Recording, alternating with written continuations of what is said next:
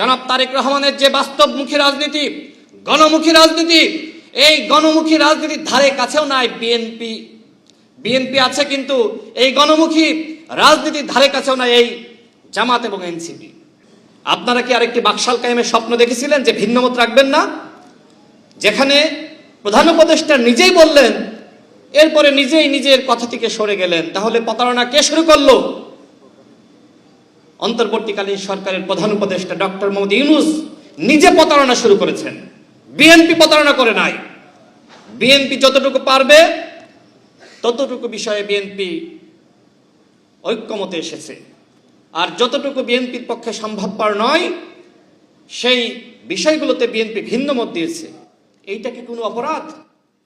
আমরা জাতীয় ঐক্যমত কমিশনকে দেখেছি যে তারা জাতীয় ষড়যন্ত্র কমিশনের রূপ নিয়েছিল এবং সেই ষড়যন্ত্র ছিল বিএনপির বিরুদ্ধে।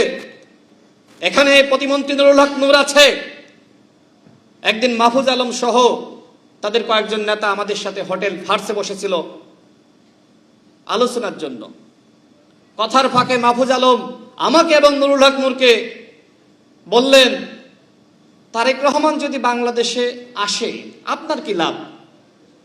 তার মানে কি? তার মানে এই সকল উপদেষ্টারা তারা ওই পদে বসে বাংলাদেশের বর্তমান মাননীয় প্রধানমন্ত্রী যাতে বাংলাদেশে না আসতে পারে সেই চক্রান্ত শুরু করেছিল।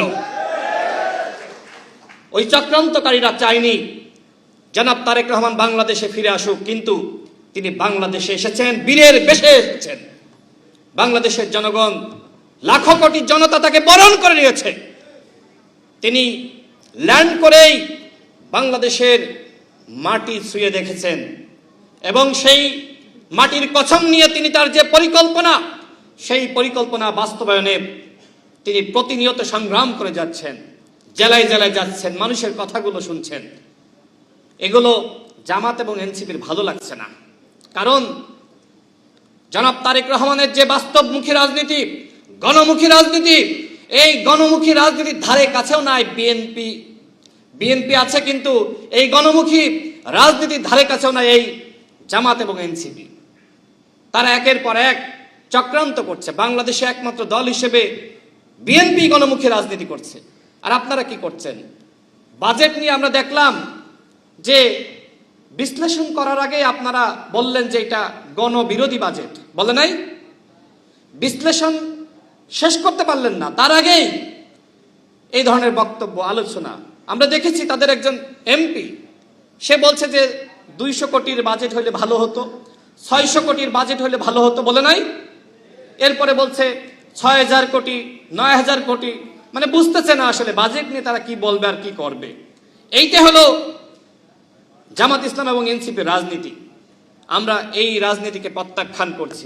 আমরা তাদের প্রতি আহ্বান রাখতে চাই যে ষড়যন্ত্রের রাজনীতি থেকে আপনারা দূরে সরে আসুন। বিএনপির হাতে বাংলাদেশ নিরাপদ। বিএনপির সাথে যারা আন্দোলন করেছে, গণ অধিকার পরিষদ, 12 দলীয় জোট,